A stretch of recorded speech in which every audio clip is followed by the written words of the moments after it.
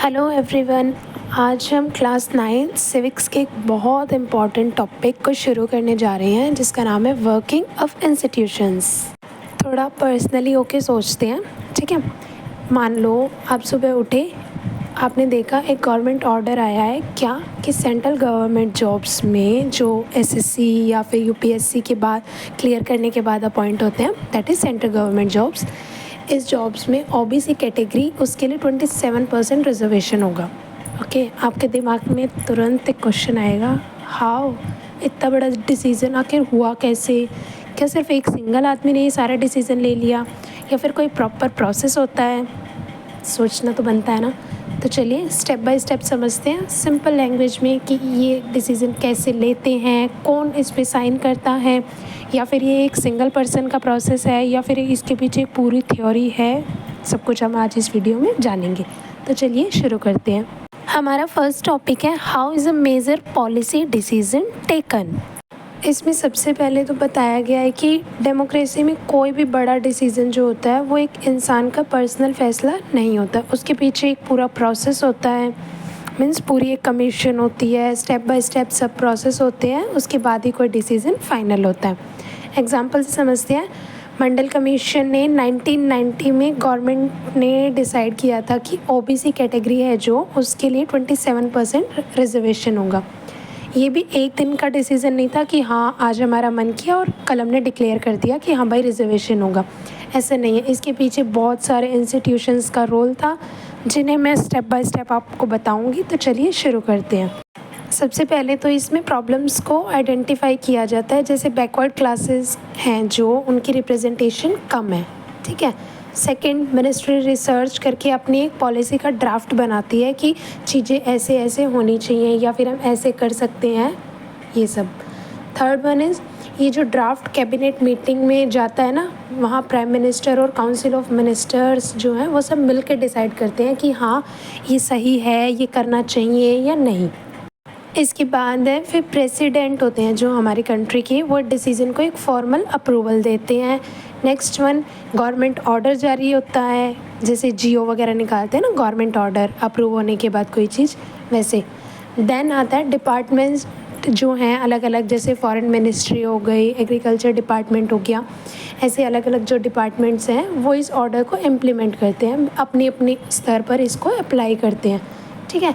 Next है, अगर dispute होता है इस चीज़ को लेके कि हाँ ये ऐसे है या ऐसे होना चाहिए था या ऐसे कुछ है, तो जो जुडिशरी होती है, ठीक है, सुप्रीम कोर्ट, हाई कोर्ट वगैरह, वो इस पर रिव्यू करती है। और पार्लियामेंट है जो, वो भी सरकार को जवाब देने पे मजबूर हो जाती है। जब सुप्रीम कोर्ट क्वेश्चनिंग करती है ना कि भाई ऐसे था, ऐसे क्यों किया या ऐसे कुछ, तो गवर्नमेंट को भी जवाब देना होता है। इससे हमें क्लियर हुआ कि जो भी मेजर डिसीज़न है उनका एक पूरा स्टेप बाय स्टेप वो होता है प्रोसेस। एक सिंगल पर्सन इसको डिसाइड नहीं करता कि हाँ ऐसे है ऐसे कर दो, ऐसे नहीं, पूरा प्रोसेस होता है जो हम step by step follow up करते हैं, जो सभी इंस्टीट्यूशंस को मिलके एक साथ इन्वॉल्व करता है, ठीक है। अब हम बात करेंगे गवर्नमेंट ऑर्डर की। ये असल में होता क्या है, सिंपल शब्दों में गवर्नमेंट ऑर्डर एक रिटन इंस्ट्रक्शन है जो किसी मिनिस्ट्री या डिपार्टमेंट के थ्रू इशू की जाती है। बिना लिखित ऑर्डर के, मीन्स विदाउट रिटन डॉक्यूमेंट के, कोई भी ऑर्डर, कोई भी पॉलिसी वो लीगल नहीं मानी जाती। तो चलिए शुरू करते हैं, देखते हैं गवर्नमेंट ऑर्डर में आखिर होता क्या है। टॉप पे तो सब्जेक्ट या हेडिंग ही लिखी होती है कि ये टॉप मतलब ऑर्डर जो जारी किया गया है ये किस चीज़ से रिलेटेड है, उसकी सब्जेक्ट क्या है, और हेडिंग के उसमें लिखा होता है कि ये इस चीज़ से रिलेटेड है। नेक्स्ट आता है डेट और रेफरेंस नंबर हमारा मेंशन्ड होता है। थर्ड होता है हमारा किस लॉ या फिर रूल के तहत ही ऑर्डर जारी किया जा रहा है, मीन्स कौन से अमेंडमेंट एक्ट या फिर कौन सा लॉ, कौन सा राइट इसमें अप्लाई हुआ है, या ये सब कुछ, ठीक है। नेक्स्ट आता है हमारा क्लियर डायरेक्टिव, मीन्स जो चेंज हुआ है वो क्या है या फिर कब से ये लागू होगा, ये सब। उसके बाद ऑफिसर जो है उनके सिग्नेचर और उनकी डेजिग्नेशन कि जिनकी ये सिग्नेचर हैं वो किस पोस्ट पे अपॉइंट हैं। फिर इससे सर्कुलेट किया जाता है हर डिपार्टमेंट्स में, जैसे होता है ना कि ये नोटिस सब जगह सर्कुलेट कर दो, मीन्स भिजवा दो, ठीक है। ऐसे ही जो ये ऑर्डर जारी होता है उसके बाद साइन वाइन हो गए, उसके बाद इसको हर डिपार्टमेंट में, हर मिनिस्ट्री के पास इसकी एक एक कॉपी भिजवाई जाती है। समझने के लिए इमेजिन करो, एक पेपर आपके सामने है जिसमें लिखा है ऑर्डर नंबर XYZ, डेट ये है, सब्जेक्ट ये है, देन लिखा है इम्प्लीमेंटेशन ऑफ 27% OBC रिजर्वेशन। बस वही जो पेपर है वही होता है गवर्नमेंट ऑर्डर, जिसके बाद पूरी पॉलिसी होती है जो हमारी चेंज हुई है वो ग्राउंड पे लगती है। ठीक है, नेक्स्ट टॉपिक है हमारा डिसीज़न मेकर्स। तो अब सवाल ये है, आखिर डिसीज़न कौन लेता है? यहाँ पे मल्टीपल वो ऑफिसर्स होते हैं या फिर ये एक सिंगल पर्सन का डिसीज़न होता है? आइए देखते हैं हम। सबसे फर्स्ट है हमारा इसमें पार्लियामेंट। पार्लियामेंट हमें पता है लॉज बनाती है, डिबेट्स करती है, बजट पास करती है और गवर्नमेंट से क्वेश्चनिंग करती है कि आपने ये किया तो ये क्यों किया या फिर कैसे किया, इसके पीछे कौन से लॉज वगैरह, लॉज बाय लॉज वगैरह जो भी क्वेश्चन है ये पार्लियामेंट करती है। नेक्स्ट है हमारा प्राइम मिनिस्टर, गवर्नमेंट का जो रियल लीडर होता है जो कि कैबिनेट को गाइड करता है। नेक्स्ट है हमारा काउंसिल ऑफ मिनिस्टर, मंत्री परिषद बोलते हैं जिसे हम। ये प्राइम मिनिस्टर के साथ मिलके डिसीजंस लेती है और इम्प्लीमेंटेशन करती है, चीज़ों को लागू करती है। सब मिलके रिस्पॉन्सिबल होते हैं, अगर कुछ सही हुआ है तो भी सब रिस्पॉन्सिबल है और अगर कुछ गलत हुआ है या फिर किसी चीज़ की अवहेलना, मीन्स कोई चीज़ अगर हमने रूल फॉलो नहीं किया तो उसके लिए भी रिस्पॉन्सिबल सब है।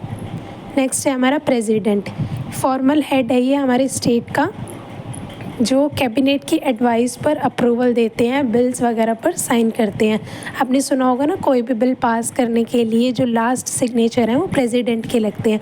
जब तक प्रेसिडेंट उस पर साइन नहीं करेगा तो ना ही वो पॉलिसी मानी जाएगी, ना ही वो डिसीज़न लीगल होगा। नेक्स्ट है हमारा ब्यूरोक्रेसी और सिविल सर्वेंट्स। इसमें बताया गया है कि जो ये ब्यूरोक्रेसी या फिर सिविल सर्वेंट्स होते हैं ये लोग ड्राफ्ट बनाते हैं किसी भी चीज़ का, मीन्स एक रफ ड्राफ्ट बनता है ना, वो सब डाटा कलेक्ट करते हैं और ग्राउंड पे पॉलिसीज़ को इम्प्लीमेंट करते हैं और एक स्तर पर, मतलब जहाँ तक ये कर सकते हैं उस स्तर तक, उस लेवल तक ये चीज़ों को इम्प्लीमेंट करते हैं। नेक्स्ट है हमारा जुडिशरी, ये चेक करती है कि जो भी डिसीज़न लिया गया है वो कॉन्स्टिट्यूशन है हमारा, उसके खिलाफ तो नहीं है।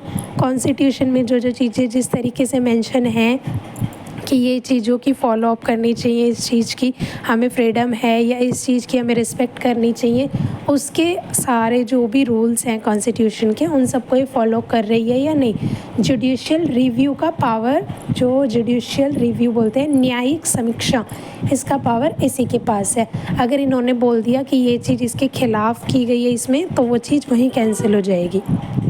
आई होप आप सबको समझ आया होगा कि कोई भी अगर हमारा पॉलिसी का या फिर लॉज बनाने का जो डिसीज़न होता है वो एक सिंगल पर्सन नहीं लेता, बल्कि सभी इंस्टीट्यूशंस, उनका अलग अलग अपना अपना रोल होता है, कोई कुछ करता है और कोई कुछ, सब मिलकर डिसाइड करते हैं, देन कोई भी एक लॉ बनता है या फिर पॉलिसी पास होती है। अब हमारा next topic, need for political institutions. ठीक है, हमें पॉलिटिकल इंस्टीट्यूशंस की नीड क्यों है, आइए देखते हैं। डेमोक्रेसी इंस्टीट्यूशंस के बिना काम ही नहीं कर सकती। क्यों? पॉइंट्स में मैं आपको समझाती हूँ। सबसे फर्स्ट, जो अलग अलग इंस्टीट्यूशंस होते हैं वो इंश्योर करते हैं कि जितने भी डिसीज़न लिए जा रहे हैं ये सभी लॉ के हिसाब से हैं, कोई पर्सनल चॉइस तो नहीं है, पर्सनल बेनिफिट देख के तो ये डिसाइड नहीं किया गया कि ये ऐसे है करना है या ऐसे नहीं करना। नेक्स्ट, इनके थ्रू जो डेमोक्रेसी है वो अपने काम डिवाइड करती है, जैसे पार्लियामेंट लॉज बनाते हैं, एग्जीक्यूटिव उसे इम्प्लीमेंट करते हैं और जुडिशरी है वो उस पर रिव्यू करती है। नेक्स्ट, गवर्नमेंट इंस्टीट्यूशंस के थ्रू अकाउंटेबल होती है। नेक्स्ट है ये स्टेबिलिटी और कंटिन्यूटी देते हैं, चाहे गवर्नमेंट चेंज हो या ना हो, ये चीज़ हमारी चलती रहती है। मीन्स कोई लॉ बन गया तो वो बना रहेगा, गवर्नमेंट चेंज हो गई इसका मतलब ये नहीं है कि लॉ भी चेंज होगा या फिर ऐसा कुछ नहीं है। जो एक बार फाइनलाइज हो गया तो वो फाइनली है, चाहे गवर्नमेंट वही रहे या कोई और आए। नेक्स्ट है ये अलग अलग लोगों और रीजन्स की रिप्रेजेंटेशन करती है। नेक्स्ट, इंस्टीट्यूशन एक दूसरे पे चेक एंड बैलेंस बनाए रखते हैं। चेक एंड बैलेंस मैंने आपको लास्ट चैप्टर में बताया था कि ये एक दूसरे के काम को मॉनिटर करती है, वो सब। नेक्स्ट है जुडिशरी डिस्प्यूट्स का फेयर सोल्यूशन करती है। मीन्स कोई भी विवाद हो रहा है तो उसका एक सटीक सोल्यूशन देगी जिससे कोई भी डिस्प्यूट ना हो, मतलब सबके लिए वो वैलिड हो कि हाँ कोई ऐसा डिसीज़न दिया जो इसके लिए भी सही है और इसके लिए भी, म्यूचुअल डिसीज़न जिसे हम बोलते हैं। नेक्स्ट है इंस्टीट्यूशंस जो होते हैं वो लॉन्ग टर्म प्लानिंग के लिए डाटा और रिकॉर्ड को प्रिजर्व करते हैं, मीन्स संभाल के रखते हैं। मतलब सिंपल सा है, विदाउट किसी इंस्टीट्यूशंस के डेमोक्रेसी सिर्फ एक वर्ड है, सिर्फ एक नाम है, उसका कोई भी प्रैक्टिकल मीनिंग नहीं है। इसीलिए हमें पॉलिटिकल इंस्टीट्यूशंस की इतनी ज़रूरत है। अब हम करेंगे आज का हमारा next topic which is parliament. ठीक है, जो कि एक बहुत इम्पॉर्टेंट टॉपिक है। आपने अक्सर सुना होगा कि इंडिया का पार्लियामेंट जो है वो लॉज बनाता है, डिबेट्स करता है, गवर्नमेंट को कंट्रोल करता है, बट पार्लियामेंट की नीड क्यों है और इसके जो दो हाउसेस हैं, lower house upper house means Lok Sabha और राज्यसभा, ये कैसे अलग अलग रोल प्ले करते हैं, चलिए स्टेप बाय स्टेप समझते हैं, बिल्कुल क्विक और इजी लैंग्वेज के अंदर। सो क्वेश्चन सबसे पहले वही है कि पार्लियामेंट आखिर क्या है। पार्लियामेंट को हम इंडिया का सबसे बड़ा लॉ मेकिंग बॉडी कहते हैं। ये वो जगह है जहाँ पर लोगों के द्वारा इलेक्टेड रिप्रेजेंटेटिव्स हैं, वो बैठकर डिसीजंस लेते हैं, डिबेट्स करते हैं, कोई पॉलिसी अगर लागू करनी है तो उसके ऊपर डिस्कशंस करते हैं। पार्लियामेंट जो है ये सिर्फ लॉज नहीं बनाता बल्कि गवर्नमेंट को आंसरेबल, जवाबदेह भी बनाता है किसी भी मुद्दे को लेकर। भाई आपको जवाब देना आना चाहिए। मीन्स एक तरह से पार्लियामेंट डेमोक्रेसी का हार्ट, डेमोक्रेसी का माइंड है। सिंपल वर्ड्स में मैं आपको इसके फंक्शंस बताती हूँ कि पार्लियामेंट आखिर क्या क्या काम करता है, जिसमें सबसे पहले है लॉ मेकिंग, नए नए कानून बनाना और पुराने कानूनों में बदलाव करना। सेकंड है गवर्नमेंट पे नज़र रखना, सवाल जवाब, डिबेट्स और नो कॉन्फिडेंस मोशंस के थ्रू गवर्नमेंट पे नज़र रखता है कि पावर्स का मिसयूज़ तो नहीं हो रहा, काम सही प्रॉपर ढंग से किए जा रहे हैं या नहीं। ठीक है, मनी कंट्रोल, बजट पास करना और इंश्योर करना कि हमने जिस फील्ड में बजट पास किया है तो वो सही फील्ड में लग भी रहा है या नहीं। नेक्स्ट है लोगों की आवाज़ उठाना, मीन्स जो रिप्रेजेंटेटिव होते हैं वो लोगों के जो भी इश्यूज़ हैं, उन्हें जो भी क्वेरी है उसको पार्लियामेंट तक लेके आते हैं। नेक्स्ट है discussion forum, means national issues हैं जो हमारे राष्ट्रीय मुद्दे हैं, इन पर डिस्कशंस होती है। और नेक्स्ट है कॉन्स्टिट्यूशंस में अमेंड करना, मीन्स कोई भी लॉ पॉलिसी जो बनी हुई है ऑलरेडी उसमें कुछ चेंज करना। जब भी ज़रूरत हो तो पार्लियामेंट कॉन्स्टिट्यूशंस में चेंज या फिर अमेंडमेंट जिसको बोलते हैं बदलाव कर सकती है। नेक्स्ट है हमारा पार्लियामेंट की नीड हमें क्यों है, why do we need a parliament, क्यों ज़रूरत है आखिर हमें। प्राइम मिनिस्टर अकेला डिसाइड नहीं कर सकता, नहीं, डेमोक्रेसी में इंस्टीट्यूशंस की हमें ज़रूरत होती है, जिसके कुछ रीज़न्स हैं, मैं आपको सिंपली एक्सप्लेन करती हूँ। जिसमें सबसे फर्स्ट है पार्लियामेंट लोगों का रिप्रेजेंटेशन है, यहाँ आवाज़ आम जनता की होती है, आम जनता के ही सवाल होते हैं, उन्हीं मुद्दों पर विचार विमर्श किया जाता है। सेकंड, पार्लियामेंट जो है वो लॉज बनाता है जिनके बिना देश चल ही नहीं सकता। देश में अगर कोई कानून ही नहीं होगा या फिर कोई रूल्स ही नहीं होंगे कि ऐसा करोगे तो आपको ये सज़ा मिलेगी या फिर आपको किसी चीज़ की अवहेलना नहीं करनी चाहिए, ये सारे जो हमारे फंडामेंटल राइट्स हैं, ड्यूटीज़ हैं, एक तरह से हमारे लॉज हैं, अगर यही नहीं होगा तो इसके बिना हमारा देश चल ही नहीं सकता। नेक्स्ट है हमारा पार्लियामेंट गवर्नमेंट को अकाउंटेबल, जवाबदेही बनाता है ताकि पावर का मिसयूज़ ना हो। पार्लियामेंट जो है ये गवर्नमेंट को इंश्योर कराता है कि भाई आप पावर का मिसयूज़ नहीं कर सकते, आपको जनता के जो सवाल है उनके बातों का जवाब देना आपको अच्छे से आना चाहिए। नेक्स्ट है पार्लियामेंट ही डिसाइड करता है कि गवर्नमेंट कहाँ पर और कितना पैसा खर्च कर सकती है, क्योंकि हमने सुना होगा ना कि हर साल एक बजट आता है तो उसी के अंदर डिसाइड होता है कि इंफ्रास्ट्रक्चर के लिए इतना है, एजुकेशन के लिए इतना है, रोड वगैरह के लिए इतना है, इस पॉलिसी में इतना है, ऐसे ऐसे। तो पार्लियामेंट ही डिसाइड करती है कि कितना पैसा कहाँ और कैसे खर्च होगा। नेक्स्ट हमें बताया गया है कि पार्लियामेंट है जो ये एक डिबेट फोरम है जहाँ पर नेशनल पॉलिसीज़ वगैरह हैं वो ओपनली डिस्कस होती हैं, उसके प्लस पॉइंट नेगेटिव पॉइंट सब कुछ बिल्कुल ओपन डिस्कशन होगा कि इसमें ऐसे है, इसमें ये करना चाहिए या फिर इसमें जो ये किया गया है ये गलत है या सही है, बिल्कुल ओपन डिस्कशन। ठीक है, नेक्स्ट है हमारा पार्लियामेंट में चेक्स एंड बैलेंस बनते हैं। चेक्स एंड बैलेंस मैं आपको बता चुकी हूँ पहले ही। इसमें है कि कोई भी एक ऑर्गन, पीएम या फिर कैबिनेट जिसमें मिनिस्टर्स वगैरह होते हैं, वो अपनी मर्ज़ी से सब कुछ नहीं कर सकते, सबकी सहमति होना बहुत ज़रूरी है। मतलब इसका बिल्कुल सिंपल सा है, पार्लियामेंट के बिना डेमोक्रेसी का मतलब ही ख़त्म हो जाता है।